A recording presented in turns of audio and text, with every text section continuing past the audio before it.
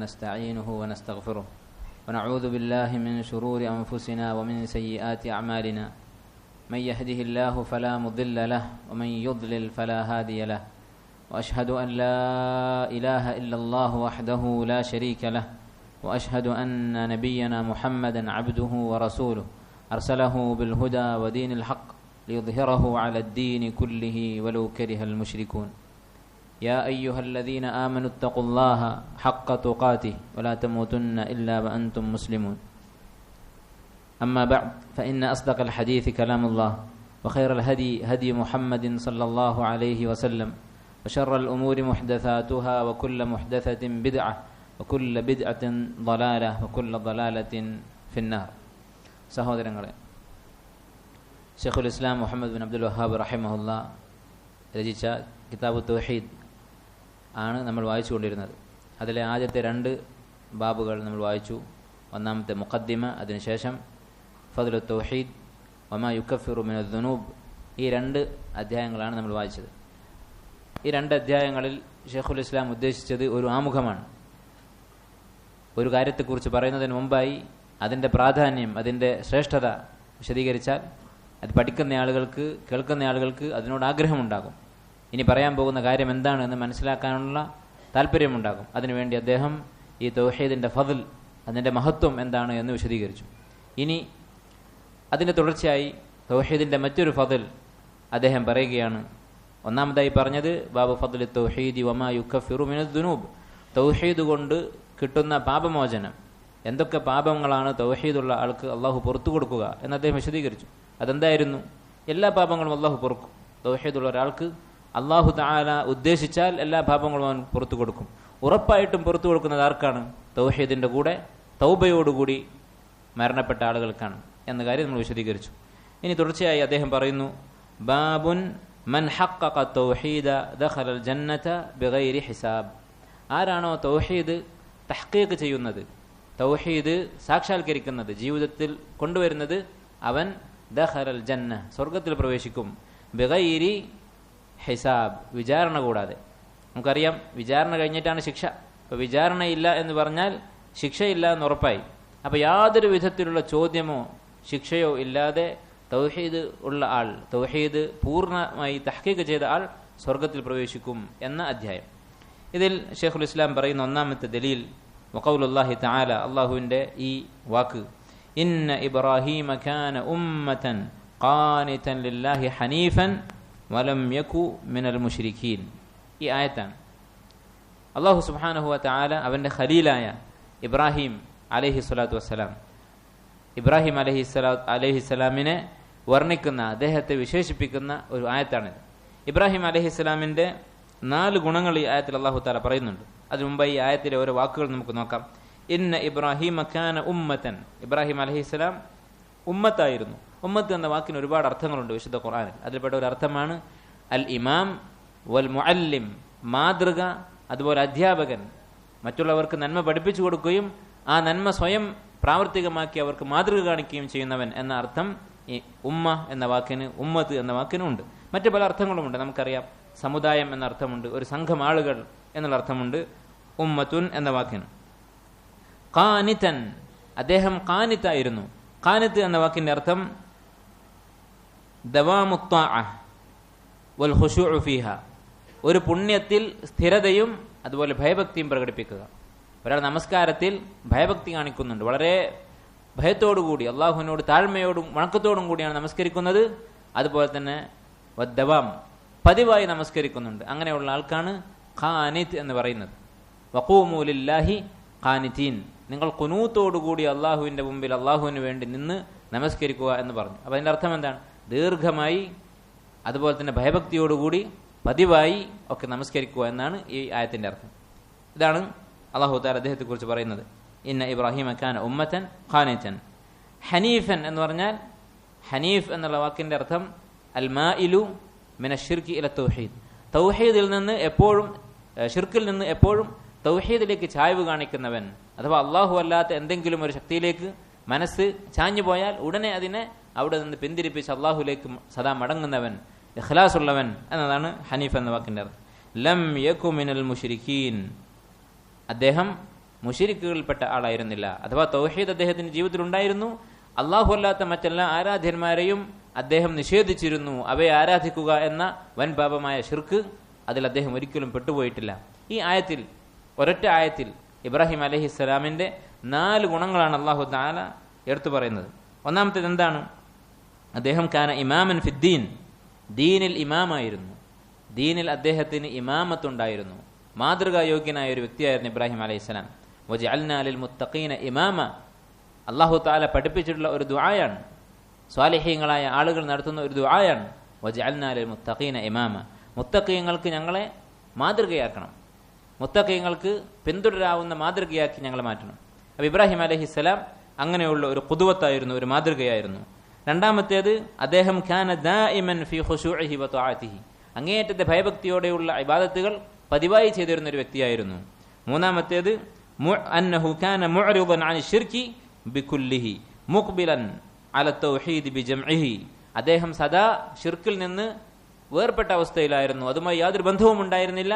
പൂർണ്ണമായും തൗഹീദിലേക്ക് തിരിഞ്ഞ ആളായിരുന്നു. നാലാമതായി അദ്ദേഹത്തിന്റെ പ്രത്യേകത എന്താണ്? ഖാലിസൻ മിന ശിർക്കി ബിജമീഇ അൻവാഇഹി ഖൗലൻ വഅമലൻ വഅതിഖാദ.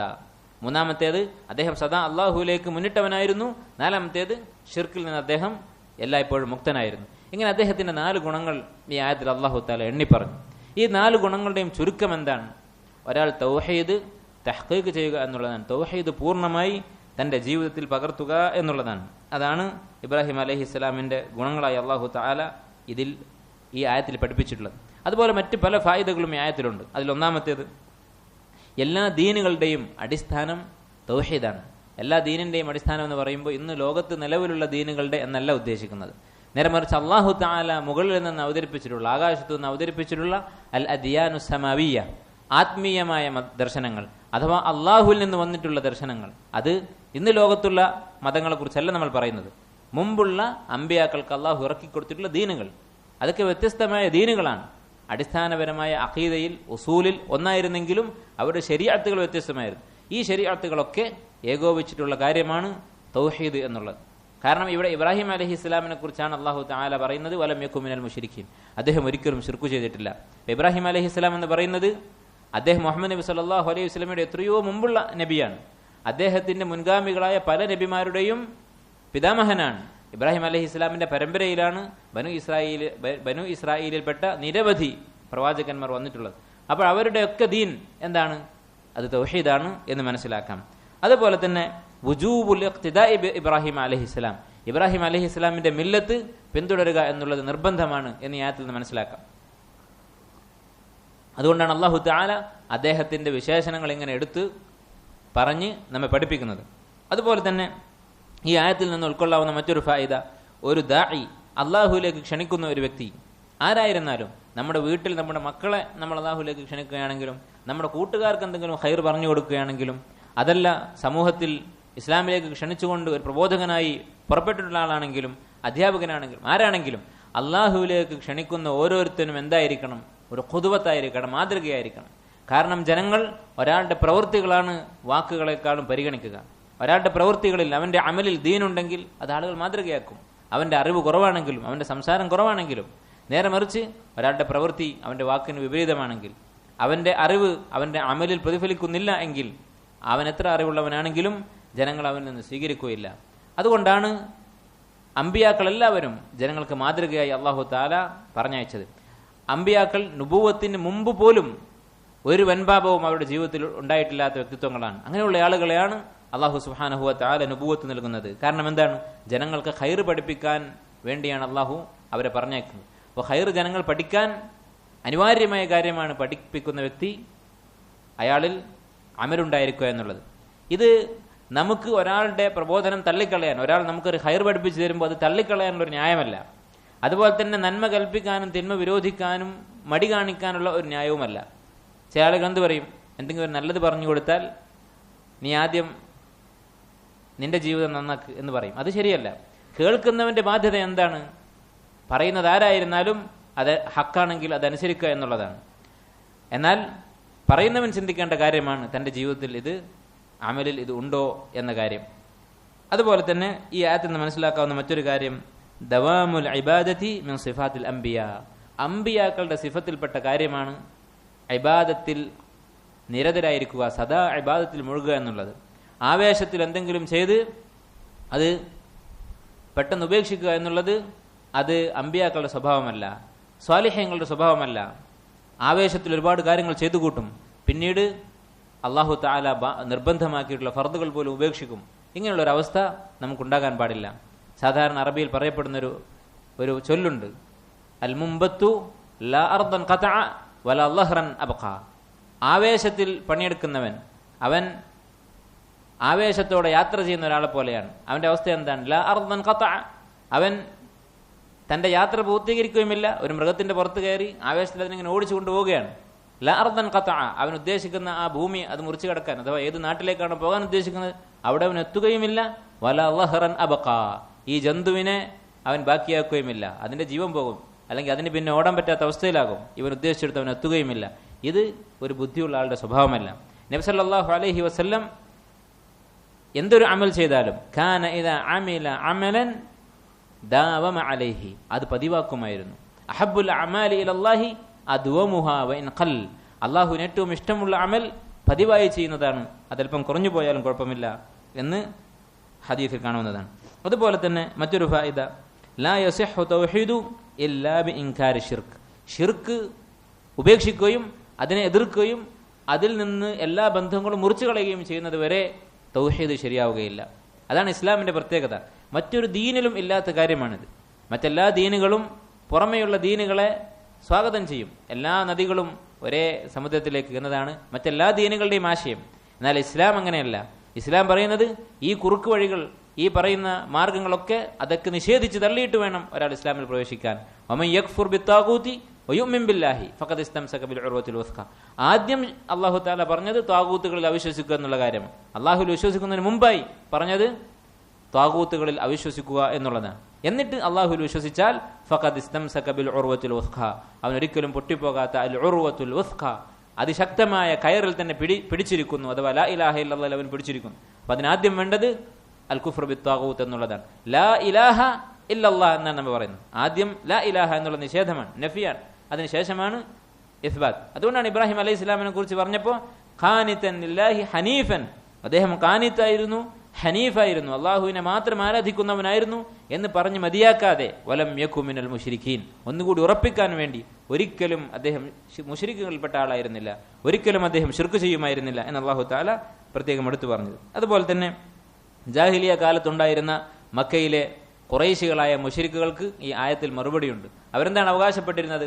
ഞങ്ങൾ ഇബ്രാഹിം അലൈഹി ഇസ്ലാമിന്റെ മാർഗത്തിലാണ്, ഞങ്ങളാണ് അദ്ദേഹം ഉണ്ടാക്കിയ ഈ കഅബ സംരക്ഷിക്കുന്നവർ, ഞങ്ങളാണ് അള്ളാഹുവിന്റെ അടുത്ത ആളുകൾ എന്നവർ അവകാശപ്പെടുമായിരുന്നു. ആ അവകാശവാദത്തിൽ കഴമ്പില്ല എന്ന് അല്ലാഹു സുബ്ഹാനഹു വ തആല ഈ ആയത്തിൽ അവർക്ക് മറുപടി കൊടുക്കുന്നുണ്ട്. കാരണം അദ്ദേഹം ലം യകു മിനൽ മുശ്രിക്കീൻ, മുശ്രിക്കുകൾപ്പെട്ട ആളായിരുന്നില്ല ഇബ്രാഹിം അലൈഹി സ്വലാത്തു വസ്സലാം. ഇതാണ് ഈ ബാബിൽ അദ്ദേഹം കൊടുത്തിട്ടുള്ള ഒന്നാമത്തെ ദലീൽ. ഇതിൽ നിന്ന് ഈ അധ്യായവുമായുള്ള ബന്ധം എന്താണ്? ഇബ്രാഹിം അലൈഹി ഇസ്ലാമിനെ കുറിച്ച് പറഞ്ഞപ്പോൾ അദ്ദേഹം ശിർക്ക് ചെയ്തിരുന്നില്ല എന്ന് മാത്രമല്ല, അദ്ദേഹം ഇബാദത്തിൽ സദാ മുഴുകുന്നവനായിരുന്നു. അതാണ് തഹ്ഖീഖു തൗഹീദ് എന്ന് പറഞ്ഞാൽ. തഹ്ഖീഖു തൗഹീദ് എന്ന് പറഞ്ഞാൽ അള്ളാഹു ഉണ്ട്, അള്ളാഹുവിനെ മാത്രമേ ആരാധിക്കാവൂ എന്ന് മനസ്സിലാക്കൽ മാത്രമല്ല, അതിന്റെ അടിസ്ഥാനത്തിലുള്ള പ്രവൃത്തി കൂടിയാണ്. ഉലമാക്കൾ പറയുന്നത് തഖ്ലീസു തൗഹീദ്, തൗഹീദിനെ ശുദ്ധീകരിക്കുക, മിനശ്ശിർക്കി വൽ ബിദ്അഇ വൽ മആസി. 3 കാര്യങ്ങളാണ് തഹ്ഖീഖു തൗഹീദ് എന്ന് പറഞ്ഞാൽ. നമ്മുടെ തൗഹീദിനെ നമ്മൾ സംരക്ഷിക്കണം. എന്തിൽ നിന്നൊക്കെ? ഷിർക്കിൽ നിന്ന്, ബിദ്അത്തുകളിൽ നിന്ന്, മാസിയത്തുകളിൽ നിന്ന്. അപ്പോഴാണ് ഒരാൾ തൗഹീദ് പൂർത്തീകരിച്ചു എന്ന് പറയാൻ സാധിക്കുകയുള്ളൂ.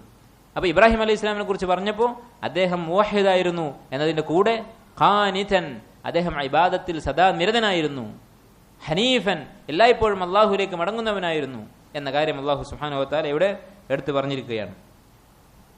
അതുപോലെ അടുത്തതായി ഇദ്ദേഹം പറയുന്ന ദലീൽ, ഈ അധ്യായത്തിൽ ഇദ്ദേഹം കൊടുത്തിരിക്കുന്ന ദലീൽ, യഖൂലുല്ലാഹു തആല വഖൗലുഹു തആല, അല്ലാഹുവിന്റെ ഈ ഉള്ള വാക്കാണ്, ഇന്നല്ലദീന ഹും മിൻ ഖശ്യതി റബ്ബിഹിം മുശ്ഫിഖൂൻ. സൂറത്തുൽ മുഅ്മിനൂനിൽ അല്ലാഹു സുബ്ഹാനഹു വ തആല സ്വർഗ്ഗാവകാശികളെ കുറിച്ച് ഹിസാബില്ലാതെ ഒരു പേടിയുമില്ലാതെ സ്വർഗ്ഗത്തിൽ പ്രവേശിക്കുന്ന ആളുകളെ കുറിച്ച് പറയുകയാണ്. അവരുടെ പ്രത്യേകത എന്താണ്? ഇന്നല്ലദീന ഹും മിൻ ഖശ്യതി റബ്ബിഹിം മുശ്ഫിഖൂൻ, തങ്ങളുടെ റബ്ബിനെ കുറിച്ചുള്ള പേടി കൊണ്ട് ഭയപ്പാട് പൂണ്ട മനസ്സുകളായിരിക്കും, ഭയപ്പെട്ടിരിക്കുന്ന ആളുകളാണ് അവർ. മുഷ്ഫിഖ് എന്ന് പറഞ്ഞാൽ നമ്മൾ ഇഷ്ടപ്പെടുന്ന ഒരാൾക്ക് എന്തെങ്കിലും ദോഷം വരുന്നതിനെ കുറിച്ച് ഓർത്തിട്ടുള്ള അങ്ങേയറ്റത്തെ പേടി, അതിനാണ് ഷഫഖത്ത് എന്ന് പറയുന്നത്. അപ്പോൾ ഇവർ സ്വന്തം നഫ്സിനെ കുറിച്ച് ഷഫഖത്തുള്ളവരാണ്. എല്ലാവർക്കും ഏറ്റവും പ്രിയപ്പെട്ടത് സ്വന്തം നഫ്സാണ്. അതിനെക്കുറിച്ച് അങ്ങേയറ്റത്തെ പേടി, എന്തെങ്കിലും അദാബ്, എന്തെങ്കിലും അപകടം എനിക്ക് വരുമോ എന്ന പേടിയുള്ളവരാണ്. ഇതാണ് ഒന്നാമത്തെ പ്രത്യേകത. വല്ലദീനഹും ബിആയാതി റബ്ബിഹിം യുഅ്മിനൂൻ, അവർ തങ്ങളുടെ റബ്ബിന്റെ ആയത്തുകളിൽ വിശ്വസിക്കുന്നവരാണ്. എന്താണ് അള്ളാഹുവിന്റെ ആയാത്തുകൾ എന്ന് പറഞ്ഞാൽ? അള്ളാഹുവിന്റെ ആയാത്ത് എന്ന് പറഞ്ഞാൽ അൽ അലാമാതു ദാല്ലതു അലൈഹി, അള്ളാഹുവിനെ സൂചിപ്പിക്കുന്ന അടയാളങ്ങൾ. ആയത്തുൻ എന്ന അറബിയിൽ പറഞ്ഞാൽ അലാമത്തുൻ എന്നാണ് അർത്ഥം, ഒരു സൂചന. അള്ളാഹുവിനെ സൂചിപ്പിക്കുന്ന സൂചനകൾ എന്ന് പറഞ്ഞാൽ എന്തൊക്കെയാണ്? വഹിയ നൗആൻ, രണ്ട് വിധത്തിലുള്ള ആയത്തുകൾ അള്ളാഹുവിനുണ്ട്. അൽ ആയാത്തു സമഇയ്യ വൽ ആയാത്തുൽ കൗനിയ്യ, നമ്മൾ കേട്ടറിയുന്ന ആയത്തുകൾ, കേട്ടറിയുന്ന അടയാളങ്ങൾ. അതെന്താണ്? വിശുദ്ധ ഖുർആനിലെ ആയത്തുകൾ. വിശുദ്ധ ഖുർആനിലെ ആയത്തുകൾ കേൾക്കുമ്പോൾ ബുദ്ധിയുള്ളവന് മനസ്സിലാകും, അറബി ഭാഷ അറിയുന്നവന്, സാഹിത്യം അറിയുന്നവന്. അതുപോലെ തന്നെ ബുദ്ധിയുള്ള ഒരാളുടെ സംസാരം കേട്ട് അതിൻ്റെ നിലവാരം മനസ്സിലാക്കാൻ സാധിക്കുന്ന ഒരാൾക്ക്, മൂല്യബോധമുള്ള ഒരാൾക്ക്, ഇങ്ങനെ എന്തെങ്കിലും ഉപകാരപ്രദമായ ഒരു അറിവ് ഉള്ള ഒരു മനുഷ്യന് മനസ്സിലാക്കാൻ സാധിക്കും ഇത് മനുഷ്യന്റെ സംസാരമല്ല എന്നുള്ളത്. ജാഹിലിയ കാലത്ത് അറബികൾ അത് മനസ്സിലാക്കി. ജുബൈർ ബിൻ മുത്ഇം റളിയല്ലാഹു അൻഹു പറയുന്നു, മുശ്രിക്കായ സന്ദർഭത്തിൽ പള്ളിയിൽ ബന്ദിയായി തൂണിൽ കെട്ടിയിട്ടിരുന്ന അദ്ദേഹത്തെ ഉഹദ് യുദ്ധത്തിൽ പിടികൂടിയിട്ടു. ആ സമയത്ത് വിശുദ്ധ ഖുർആൻ പാരായണം ചെയ്യുന്നത് കേട്ടു. അം ഖുലിഖൂ മിൻ ഗൈരി ശൈഇൻ അം ഹുമുൽ ഖാലിഖൂൻ. അദ്ദേഹം പറഞ്ഞു, കാദ ഖൽബി അൻ യതീർ, എൻ്റെ കൽബ് പറന്നു പോകുമോ എന്ന് ഞാൻ പേടിച്ചുപോയി. വിശുദ്ധ ഖുർആൻ കേട്ടാൽ തന്നെ ഒരു അറബിയായ മനുഷ്യന് മനസ്സിലാകും ഇത് മനുഷ്യന്റെ സംസാരമല്ല എന്നുള്ളത്. അതുപോലെ തന്നെ അറബി ആവണമെന്നില്ല, ഒരാൾക്ക് എന്താണ് നന്മ, എന്താണ് തിന്മ എന്നുള്ള പ്രകൃതിപരമായ ബോധമുണ്ട്. പാപങ്ങൾ കൊണ്ടത് കളങ്കപ്പെടുത്തിയിട്ടില്ല എന്നുണ്ടെങ്കിൽ വിശുദ്ധ ഖുർആനിൽ അള്ളാഹു കൽപ്പിക്കുന്നതും വിലക്കുന്നതുമായ കാര്യങ്ങൾ കേട്ടാൽ അവന് മനസ്സിലാകും. ഫിത്രത്തുള്ളൊരു മനുഷ്യന് മനസ്സിലാകും ഇത് അള്ളാഹുവിന്റെ കലാമാണ്, ഇത് മനുഷ്യന്റെ സംസാരമല്ല എന്നുള്ളത്. അതിനൊരുപാട് തെളിവുകളുണ്ട്, അതിനെക്കുറിച്ച് ഇപ്പോൾ ഞാൻ പറയാൻ ഉദ്ദേശിക്കുന്നില്ല. ഇതാണ് ഒന്നാമത്തെ അൽ ആയാത്തു സമഇയ്യ, കേട്ടറിയുന്ന ആയത്തുകൾ. ഇത് കേൾക്കുമ്പോൾ മനസ്സിലാകും ഇത് അള്ളാഹു ഇറക്കിയതാണ്. രണ്ടാമത്തേത് അൽ ആയാത്തു അൽ കൗനിയ്യ, പ്രപഞ്ചത്തിലുള്ള അള്ളാഹുവിന്റെ ആയത്തുകൾ, അഥവാ നമ്മൾ എങ്ങോട്ട് തിരിഞ്ഞാലും കാണുന്ന അള്ളാഹുവിന്റെ സൃഷ്ടികൾ. വഫി കുല്ലി ഷൈഇൻ ആയത്തുൻ തദുല്ലു അലാ അന്നഹു വാഹിദു, എല്ലാ വസ്തുക്കളിലും ഒരു ദൃഷ്ടാന്തമുണ്ട് ഇതിനെ സൃഷ്ടിച്ചവൻ ഏകനാണ് എന്നുള്ളത്. എല്ലാ വസ്തുക്കളും പരസ്പര പൂരകമായിട്ടാണ് അള്ളാഹു സൃഷ്ടിച്ചിട്ടുള്ളത്. ഇങ്ങനെ പരസ്പരം യോജിച്ച് യാതൊരു വൈരുദ്ധ്യവുമില്ലാതെ പ്രവർത്തിച്ചുകൊണ്ടിരിക്കുന്ന ഈ പ്രപഞ്ചം, ഇതിനൊരു സൃഷ്ടാവുണ്ട് എന്നുള്ളതിന് തെളിവാണ്. അപ്പൊ ഈ രണ്ട് രൂപത്തിലാണ് അള്ളാഹു സുബ്ഹാനഹു വ തആലയുടെ ആയത്തുകൾ. അപ്പൊ ഇങ്ങനെയുള്ള ആയത്തുകളിൽ അവർ വിശ്വസിക്കുന്നവരാണ്. വിശുദ്ധ ഖുർആനിൽ അവർ അടിയുറച്ച് വിശ്വസിക്കുന്നവരാണ്. അതുപോലെ തന്റെ കൺമുന്നിൽ കാണുന്ന ഏതൊരു സൃഷ്ടിയും അതിലൂടെ അള്ളാഹുവിനെ അറിയുന്നവരാണ്. ഷെയ്ഖുൽ ഇസ്ലാം സഹാബിയായ ഇബ്നു അബ്ബാസ് റളിയല്ലാഹു തആല അൻഹുമ അദ്ദേഹം പറഞ്ഞതായി തഫ്സീറിൽ കാണാം, അള്ളാഹു തആല ഈ പ്രപഞ്ചത്തിൽ സൃഷ്ടിച്ചിട്ടുള്ള എല്ലാ വസ്തുക്കളും നമ്മൾ ഓരോരുത്തർക്കും വേണ്ടിയാണ്. ഞാനും നിങ്ങളും അടങ്ങുന്ന ഓരോ മനുഷ്യനും വേണ്ടിയാണ് അള്ളാഹു ഈ പ്രപഞ്ചത്തിൽ ഓരോ വസ്തുവും സൃഷ്ടിച്ചിട്ടുള്ളത്. അതെങ്ങനെയാണ്? അദ്ദേഹം പറയുന്നു, ഇമ്മ മൻഫഅതൻ വ ഇമ്മ ഇബ്തിലാഅൻ വ ഇമ്മ ഇഅ്തിബാറൻ. ഈ മൂന്ന് ബന്ധങ്ങൾ അതിലേതെങ്കിലും ഒരു നിലക്ക് എല്ലാ വസ്തുക്കളുമായി നമുക്ക് ബന്ധമുണ്ട്. ഇമ്മ മൻഫഅതൻ, ഒന്നുകിൽ ഒരു മൻഫഅത്ത്, ഒരു ഉപകാരം നമുക്കുണ്ടാകും, നേരിട്ടുള്ള ഒരു ഉപകാരം. അപ്പോൾ നമ്മൾ കഴിക്കുന്ന ഭക്ഷണം ഇത് അള്ളാഹു സൃഷ്ടിച്ചതാണ്, അതിൻ്റെ ഒരു ഉപകാരം മൻഫഅത്ത് നമുക്കുണ്ട്. അതുപോലെ നമ്മുടെ മക്കൾ, അവർ അള്ളാഹുവിൻ്റെ സൃഷ്ടിയാണ്, അവരെ കൊണ്ട് നമുക്ക് ഉപകാരമുണ്ട്. ഇങ്ങനെ നമ്മൾ ഉപയോഗിക്കുന്ന എല്ലാ വസ്തുക്കളും, നമുക്ക് ഉപകരിക്കുന്ന എല്ലാ വസ്തുക്കളും, അതൊക്കെ നേരിട്ട് നമുക്ക് ഉപകാരമുണ്ട്. അല്ലെങ്കിൽ ഇബ്തിലാഅൻ, പരീക്ഷണമായിക്കൊണ്ട് നമ്മുടെ കൂട്ടുകാരൻ്റെ കയ്യിലുള്ള സമ്പത്ത്, അത് നമുക്കൊരു പരീക്ഷണമാണ്. അത് നമ്മുടെ കണ്ണ് അതിലേക്ക് പോകുന്നുണ്ടോ, അതുകൊണ്ട് നമുക്ക് അസൂയ ഉണ്ടാകുന്നുണ്ടോ, അതുപോലെ അതെങ്ങനെയെങ്കിലും തട്ടിയെടുക്കാൻ നമ്മൾ ശ്രമിക്കുന്നുണ്ടോ, ഇങ്ങനെ ഒരു പരീക്ഷണമായിരിക്കും. വ ഇമ്മ ഇഅ്തിബാറൻ, ഇനി അതുമല്ലാത്ത കുറേ വസ്തുക്കൾ ഉണ്ടാകും. ഇപ്പോൾ വേറെ ഏതോ നാട്ടിൽ കിടക്കുന്ന ഒരാളുടെ സമ്പത്ത്, അല്ലെങ്കിൽ വേറെ ഏതോ നാട്ടിൽ മുളക്കുന്ന കൃഷി, അതെന്താണ്? അത് നമുക്കൊരു ഇഅ്തിബാർ, നമുക്ക് അള്ളാഹുവിനെ കുറിച്ച് ചിന്തിക്കാനും ഗുണപാഠം ഉൾക്കൊള്ളാനും വേണ്ടിയാണ് അള്ളാഹു സൃഷ്ടിച്ചിട്ടുള്ളത്. അപ്പം നമ്മൾ എന്തെങ്കിലും വസ്തുവിനെ കുറിച്ച് അറിഞ്ഞിട്ടുണ്ടെങ്കിൽ, നമ്മുടെ മനസ്സിൽ അതിനെക്കുറിച്ചുള്ള അറിവ് കിട്ടിയിട്ടുണ്ടെങ്കിൽ, അത് ഈ മൂന്ന് നിലക്ക്, മൂന്നിലേതെങ്കിലും ഒരു നിലക്ക് നമുക്ക് ഉപകാരം ഉണ്ടായിരിക്കും, നമ്മളുമായി അതിന് ബന്ധമുണ്ടാകും. ഇതാണ് അള്ളാഹുവിന്റെ രണ്ടാമത്തെ നിലക്കുള്ള ആയത്തുകൾ, അൽ ആയാത്തു അൽ കൗനിയ. ഈ രണ്ടിലും വിശ്വസിക്കുന്നവനായിരിക്കും സ്വർഗാവകാശിയായ ഒരു വ്യക്തി. മൂന്നാമത്തെ പ്രത്യേകത അള്ളാഹു തആല പറയുന്നു, വല്ലദീനഹും ബിറബ്ബിഹിം ലാ യുശ്രികൂൻ, അവർ തങ്ങളുടെ റബ്ബിൽ യാതൊന്നിനെയും പങ്കുചേർക്കുകയില്ല. മൂന്നാമതായി അള്ളാഹു തആല പറഞ്ഞതാണ്. ഷിർക്കിന്റെ അർത്ഥം നമുക്കറിയാം, അള്ളാഹുവിനുള്ള ഹക്ക് അവന്റെ സൃഷ്ടികൾക്ക് വകവെച്ചു കൊടുക്കുക, അവരിലേക്കത് മാറ്റുക എന്നുള്ളതാണ് ഷിർക്ക് എന്ന വാക്കിന്റെ അർത്ഥം. അതുപോലെ തന്നെ അള്ളാഹു നാലാമതായി ഇവരുടെ പ്രത്യേകതയായി പറയുന്നു, വല്ലദീന യുഅ്തൂന മാ ആതൗ അവർ ദാനധർമ്മങ്ങൾ ചെയ്യുന്നവരായിരിക്കും, തങ്ങളുടെ സമ്പത്ത് ചെലവഴിക്കുന്നവരായിരിക്കും. എങ്ങനെയായിരിക്കും അവർ ചെലവഴിക്കുന്നത്? വഖുലൂബുഹും വജിലത്തുൻ അന്നഹും ഇലാ റബ്ബിഹിം റാജിഊൻ. തങ്ങളുടെ റബ്ബിലേക്ക് മടങ്ങുന്നവരാണല്ലോ, അള്ളാഹുവിനെ നാളെ കണ്ടുമുട്ടേണ്ടവരാണല്ലോ എന്ന പേടിയോടുകൂടി ചെലവഴിക്കുന്നവരായിരിക്കും. ഈ ആയത്തിനെ കുറിച്ച് നമ്മുടെ ഉമ്മയായ ആയിഷ റളിയല്ലാഹു തആല അൻഹ നബി സല്ലല്ലാഹു അലൈഹി വസല്ലമയോട് ചോദിച്ചു, അള്ളാഹുവിന്റെ റസൂലേ, ഈ പറയുന്ന ആളുകൾ പേടിയോടുകൂടി സദഖ ചെയ്യുമെന്ന് പറഞ്ഞവർ അവർ മദ്യപിക്കുകയും വ്യഭിചരിക്കുകയും ഒക്കെ ചെയ്യുന്ന ആളുകളാണോ? അതുകൊണ്ടാണോ അവർക്ക് പേടി? തങ്ങളുടെ ഈ പാപം അതിൻ്റെ പേരിൽ ശിക്ഷിക്കപ്പെടുമോ എന്നുള്ള പേടിയാണോ? അതുകൊണ്ടാണ് അവർ പേടിക്കുന്നത്? നബി സല്ലല്ലാഹു അലൈഹി വസല്ലം പറഞ്ഞു, അല്ല, അവരങ്ങനെയുള്ളവരല്ല. മറിച്ച് അവർ നമസ്കരിക്കുകയും നോമ്പ് നോൽക്കുകയും ചെയ്യുന്നവരാണ്. പക്ഷേ എന്താണ് അവർ പേടിക്കാനുള്ള കാരണം? യഖാഫൂന അല്ലാ യുതഖബ്ബല മിൻഹും. അള്ളാഹു അവരിൽ നിന്ന് സ്വീകരിക്കുമോ അതല്ല തള്ളിക്കളയുമോ എന്ന പേടിയാണ്, അതാണ് അവരുടെ മനസ്സിലുള്ളത് എന്ന് നബി സ്വല്ലല്ലാഹു അലൈഹി വസല്ലം പറയുകയുണ്ടായി. അപ്പോൾ 4 പ്രത്യേകതകളാണ് ഇവിടെ പറഞ്ഞത്. ഒന്നാമത്തേത് അള്ളാഹുവിനെ കുറിച്ച് പേടിക്കുന്നവരാണ്, തങ്ങളുടെ റബ്ബിനെ ഭയപ്പെടുന്നവരാണ്.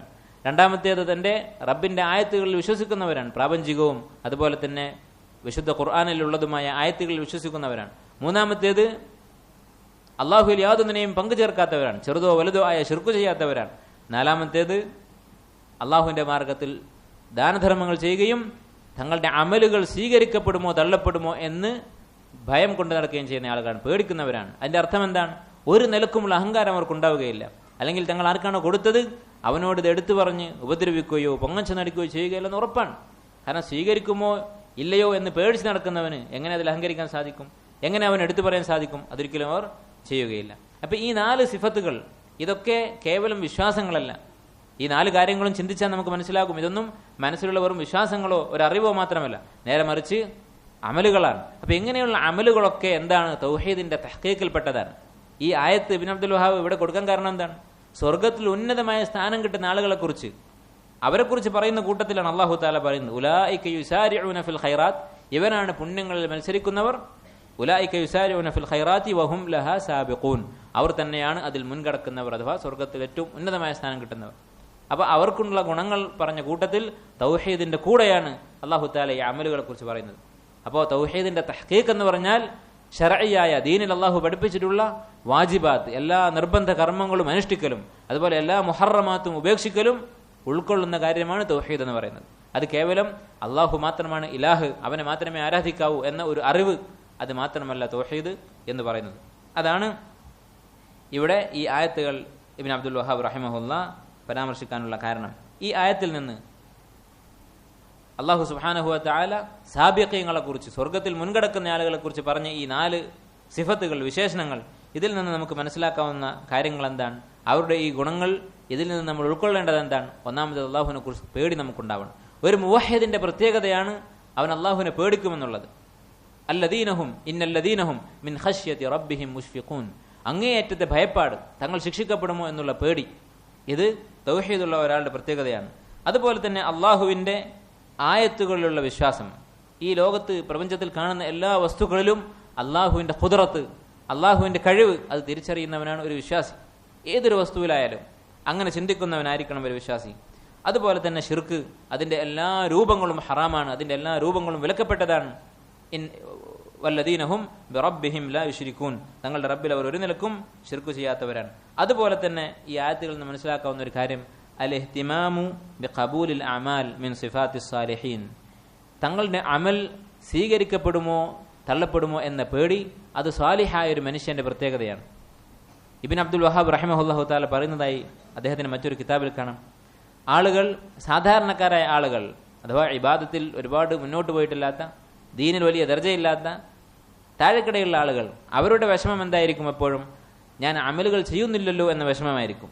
പക്ഷെ സ്വാലിഹ്യങ്ങളായ ആളുകൾ, അമലുകൾ ധാരാളം ചെയ്യുന്ന, അള്ളാഹുവിനോട് അടുത്തിട്ടുള്ള ആളുകൾ, അവരുടെ വിഷമം എന്തായിരിക്കും? തങ്ങളുടെ അമലുകൾ സ്വീകരിക്കപ്പെടുമോ എന്നതായിരിക്കും അവരുടെ വിഷമം. അപ്പം നമ്മുടെ അവസ്ഥ അതിൻ്റെയും താഴെയാണെങ്കിൽ അത് അപകടമാണ്. അമലുകളെക്കുറിച്ച് ചിന്തിക്കുന്ന പോലുമില്ല. എന്നാൽ സ്വാലിഹ്യങ്ങളായ മുഖറബീങ്ങളായ ആളുകളുടെ പേടി തങ്ങളുടെ അമലുകൾ സ്വീകരിക്കുമോ തള്ളിക്കളയുമോ എന്ന കാര്യമായിരിക്കും. അത് ഈ ആയത്തിൽ നിന്ന് മനസ്സിലാക്കാം. അതുപോലെ തന്നെ ഇസ്തിഹ്ബാബുൽ മുനാഫസതി ഫി അഅമാലിൽ ഖൈർ, പുണ്യങ്ങളുടെ കാര്യത്തിൽ മത്സരിക്കുക എന്നുള്ളത് ഈ ആയത്തിൽ അല്ലാഹു തആല പറയുന്ന ഒരു പ്രത്യേകതയാണ്. ഉലൈക യുസാരിഊന ഫിൽ ഖൈറാത്ത്, ഖൈറിന്റെ കാര്യത്തിൽ, പുണ്യങ്ങളുടെ കാര്യത്തിൽ അവർ പരസ്പരം മത്സരിക്കും. വഹും ലഹാ സാബിഖൂൻ, അവർ ആ ഖൈർ നേടുകയും ചെയ്യും എന്ന് അല്ലാഹു തആല പറയുകയാണ്. അടുത്തതായി ഒരു ഹദീസാണ് ഇബ്നു അബ്ദുൽ വഹാബ് റഹിമഹുല്ലാഹു തആല ഇവിടെ കൊടുത്തിട്ടുള്ളത്. ഈ ഹദീസിന്റെ പിന്നിൽ ഒരു കഥയുണ്ട്. ആ കഥ അദ്ദേഹം ഇവിടെ ഉദ്ധരിച്ചിരിക്കുന്നു. അൻ ഹുസൈൻ ഇബ്നു അബ്ദുറഹ്മാൻ, ഹുസൈൻ ഇബ്നു അബ്ദുറഹ്മാൻ എന്ന് പറയുന്ന താബിഉ താബിഈ ആയിട്ടുള്ള ഒരു പണ്ഡിതൻ. അദ്ദേഹം സഈദ് ഇബ്നു ജുബൈർ റളിയല്ലാഹു തആല അൻഹുവിന്റെ, അദ്ദേഹം താബിഈയാണ്, അദ്ദേഹത്തിന്റെ ശിഷ്യനാണ്. സഈദ് ഇബ്നു ജുബൈർ പല സഹാബത്തിന്റെയും ശിഷ്യനാണ്, താബിഈങ്ങളിൽപ്പെട്ട ഒരു ഫഖീഹാണ്, മഹാപണ്ഡിതനാണ് അദ്ദേഹം.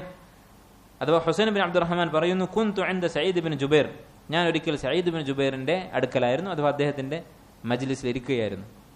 ഈ ഒരു രംഗം നമ്മൾ മനസ്സിൽ ഓർത്ത് നോക്കുക. താബിഈങ്ങളുടെ കാലത്തുള്ള ഒരു മജ്ലിസാണ്, ഒരുപാട് ഗുണപാഠങ്ങൾ ഉൾക്കൊള്ളുന്ന ഒരു സദസ്സാണ് നമ്മൾ കാണാൻ പോകുന്നത് ഈ കഥയിൽ. നമുക്കറിയാം നബി സല്ലല്ലാഹു അലൈഹി വസല്ലം പറഞ്ഞിട്ടുള്ളതാണ്, ഖൈറുൻ നാസി ഖർനി, ഏറ്റവും നല്ല മനുഷ്യർ എൻ്റെ തലമുറയാകുന്നു, അഥവാ സഹാബത്താകുന്നു. സുമ്മല്ലദീന യലൂനഹും സുമ്മല്ലദീന യലൂനഹും, പിന്നെ അതിന് തൊട്ടടുത്ത തലമുറ താബിഈങ്ങൾ, പിന്നീട് തബഉ താബിഈങ്ങൾ. അത് കഴിഞ്ഞാൽ പിന്നെ ഒരാൾക്കും മറ്റൊരാളെക്കാൾ പ്രത്യേകതയില്ല അവൻ്റെ അമല് കൊണ്ടല്ലാതെ.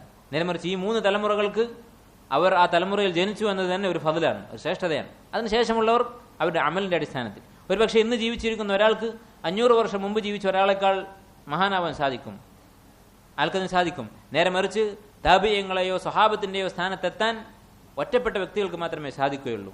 ഒരു തലമുറ എന്നുള്ള നിലക്ക് അവരാണ് നമ്മെക്കാളും എന്തുകൊണ്ടും മികച്ചു നിൽക്കുന്നത്. അവരാണ് ഖൈറുൻ നാസ്, ജനങ്ങളുടെ കൂട്ടത്തിൽ ഏറ്റവും ഉത്തമരായിട്ടുള്ളവർ. ഇന്ന് നമുക്ക് കാണാവുന്ന ഒരു ദയനീയമായ കാഴ്ച, മുസ്ലിങ്ങളായ പല ആളുകളും, പഠിക്കുന്ന ദീനിനോട് താല്പര്യമുള്ള ആളുകൾ തന്നെ എന്തെങ്കിലും ദീനിയായ ഒരു കാര്യം, അള്ളാഹുവിൻ്റെ ഒരു ഹുക്മ്, ശറഈൻ്റെ ഒരു ഹുക്മ് അവർക്ക് പറഞ്ഞു കൊടുത്താൽ ഈ പറഞ്ഞു കൊടുക്കുന്നതിന് പഴഞ്ചനെന്ന് വിളിക്കും. നിങ്ങൾ 6-ാം നൂറ്റാണ്ടിലേക്കാണ് നമ്മളെ ക്ഷണിക്കുന്നത് എന്നൊരു വാദം അവർ പറയും. യഥാർത്ഥത്തിൽ അത് ശരിയാണ്, 6-ാം നൂറ്റാണ്ടിലേക്ക് തന്നെയാണ് നമ്മൾ ക്ഷണിക്കുന്നത്. കാരണം ഈ 6-ാം നൂറ്റാണ്ടിനെ കുറിച്ചാണ് റസൂലുള്ളാഹി സ്വല്ലല്ലാഹു അലൈഹി വസല്ലം പറഞ്ഞത്, ഖൈറുൻ നാസ്, ജനങ്ങളിൽ ഏറ്റവും നല്ലവർ എന്നുള്ളത്. അവരെക്കുറിച്ചാണ് അല്ലാഹു തആല പറഞ്ഞത്, സുല്ലത്തും മിനൽ അവ്വലീൻ വഖലീലും മിനൽ ആഖിരീൻ. ഒരുപാട് ആളുകൾ ഉണ്ടായിരിക്കും മുൻഗാമികളിൽ നിന്ന്, വളരെ കുറച്ചാളുകൾ മാത്രമാണ് പിൻതലമുറയിൽ നിന്ന് സ്വർഗത്തിലെ ഏറ്റവും ഉയർന്ന സ്ഥാനത്ത്, മുഖറബീങ്ങളുടെ സ്ഥാനത്ത് ഉണ്ടാവുക എന്നുള്ളത് അള്ളാഹുവിന്റെ കിതാബിന്റെ നസ്സാണ്. അപ്പൊ ഈ ആയത്ത് കേൾക്കുമ്പോൾ ഇവർ തിരിച്ചു ചോദിക്കുമോ, ഇതേപോലെ 6-ാം നൂറ്റാണ്ടിലെ ആളുകൾ കൂടുതലും ഈ സാങ്കേതിക വിദ്യയുടെ കാലത്തുള്ള ആളുകൾ കുറവും എന്നവർ ചോദിക്കുമോ? അതൊരു അബദ്ധമാണ്. വിശുദ്ധ ഖുർആനും സുന്നത്തും അതിന്റെ വെളിച്ചം തട്ടാത്ത മനസ്സിൽ നിന്ന് മാത്രമാണ് അങ്ങനെ ചോദ്യം ഉണ്ടാവുകയുള്ളൂ. ഏതായിരുന്നാലും ആ കാലഘട്ടത്തിലുള്ള ഒരു മജ്ലിസ് നമ്മുടെ മുമ്പിൽ ഉലമാക്കൾ ഹദീസിന്റെ കിതാബുകളിൽ രേഖപ്പെടുത്തിയതാണ് ഈ സംഭവം. ഹുസൈൻ ബിൻ അബ്ദുറഹ്മാൻ പറയുന്നു, ഞാൻ സഈദ് ബിൻ ജുബൈറിന്റെ മജ്ലിസിലായിരുന്നു. സഈദ് ബിൻ ജുബൈർ റളിയല്ലാഹു അൻഹു, അദ്ദേഹം അറിയപ്പെട്ടൊരു താബിഈയാണ്, ഒരു ഇമാമായിരുന്നു. അദ്ദേഹത്തെ ഹജ്ജാജ് ബിൻ യൂസുഫ് അസ്സഖഫി എന്ന് പറയുന്ന അക്രമിയായ ഭരണാധികാരി വധിക്കുകയാണുണ്ടായത്, കൊല്ലുകയാണുണ്ടായത്. അദ്ദേഹത്തെ കൊല്ലുന്ന സമയത്തും അദ്ദേഹം ദീനിൽ ഉറച്ചു നിൽക്കുകയും ഈ ഭരണാധികാരിയുടെ മുമ്പിൽ ഒട്ടും താഴ്ന്നു കൊടുക്കാതെ അദ്ദേഹം തൻ്റെ ആദർശം മുറുകെ പിടിച്ച് മരണപ്പെടുകയാണ് ഉണ്ടായത്. അദ്ദേഹത്തിൻ്റെ ആ കൊല്ലപ്പെടുന്ന ചരിത്രം അത് വലിയൊരു മാതൃകയാണ്. അവസാന നിമിഷം പോലും അദ്ദേഹം ഒട്ടും പതറാതെ, തൻ്റെ ദീൻ കൈവിടാതെ അദ്ദേഹം ആ ഭരണാധികാരിയുടെ ഹവക്കനുസരിച്ച് നിന്നു കൊടുക്കാതെ മരണപ്പെടുകയാണുണ്ടായത്. ഭരണാധികാരികളുടെ തെറ്റുകൾ പരസ്യമായി എതിർക്കുക എന്നുള്ളത് നമ്മുടെ ദീനിൽപ്പെട്ട കാര്യമല്ല. നേരെ മറിച്ച് അക്രമികളായ ഭരണാധികാരികളോട് അവരുടെ ഹവക്കനുസരിച്ച് ഫത്വ കൊടുക്കുന്നതും ദീനിലുള്ള കാര്യമല്ല. ഇങ്ങനെ ഇദ്ദേഹം മദ്ലൂമായി കൊല്ലപ്പെട്ട ഒരു വ്യക്തിയാണ്. ഏതായിരുന്നാലും അദ്ദേഹം പറഞ്ഞു, ഒരിക്കൽ സഈദ് ബിൻ ജുബൈർ ഈ മജ്ലിസിൽ വെച്ച് പറഞ്ഞു, അയ്യുക്കും റഅൽ കൗകബൽ ലദി ഖദ്ദൽ ബാരിഹ, ഇന്നലെ രാത്രി, അൽ ബാരിഹ എന്ന് പറഞ്ഞാൽ അഖറബു ലൈലത്തിൻ മാദിയ, കഴിഞ്ഞുപോയ അവസാനത്തെ രാത്രി അഥവാ തലേന്ന് രാത്രി എന്നാണ് അൽ ബാരിഹ എന്നുള്ള വാക്കിന്റെ അർത്ഥം. ഇന്നലെ രാത്രി വീണ, ആകാശത്ത് നിന്ന് വീണ ആ നക്ഷത്രം നിങ്ങളുടെ കൂട്ടത്തിൽ ആരാണ് കണ്ടത് എന്ന് അദ്ദേഹം തൻ്റെ ശിഷ്യന്മാരോട് ചോദിച്ചു. നമുക്കറിയാം വാൽനക്ഷത്രം എന്ന് പറയുന്ന ഈ വസ്തു അതിടക്ക് ആകാശത്ത് നിന്ന് താഴേക്ക് വീഴുന്നത് കാണാറുണ്ട്. ആരാണ് ഇന്നലെ രാത്രി വീണത്, ഈ നക്ഷത്രത്തെ ആരാണ് കണ്ടത് എന്ന് ചോദിച്ചു. ഫഖുൽതു, ഹുസൈൻ ബിൻ അബ്ദുറഹ്മാൻ റഹിമഹുല്ലാഹ് അദ്ദേഹം പറഞ്ഞു, ഞാൻ കണ്ടു. സുമ്മ ഖുൽതു, എന്നിട്ട് അദ്ദേഹം തുടർന്ന് പറഞ്ഞു, അമാ ഇന്നി ലം അകുൻ ഫി സലാഹ്, ഞാൻ നമസ്കരിക്കുകയായിരുന്നു എന്ന് നിങ്ങൾ തെറ്റിദ്ധരിക്കരുത്. അഥവാ രാത്രി നക്ഷത്രം വീഴുന്നത് കണ്ടു എന്ന് പറഞ്ഞാൽ ഖിയാമുൽ ലൈലിന് തഹജ്ജുദിന് വേണ്ടി ഞാൻ എഴുന്നേറ്റതായിരുന്നു എന്ന് നിങ്ങൾ വിചാരിക്കേണ്ടതില്ല, തെറ്റിദ്ധരിക്കേണ്ടതില്ല. നേരെ മറിച്ച് വലകിന്നി ലുദിഗ്തു, എനിക്ക് ഒരു കടി കൊണ്ടു, എന്തോ ഒരു ജന്തു, ഒരു ജീവി എന്നെ കടിച്ചു. ഈ കിതാബ് ആവശ്യമുള്ളവർക്ക് ഇവിടെ നിന്ന് എടുക്കാം.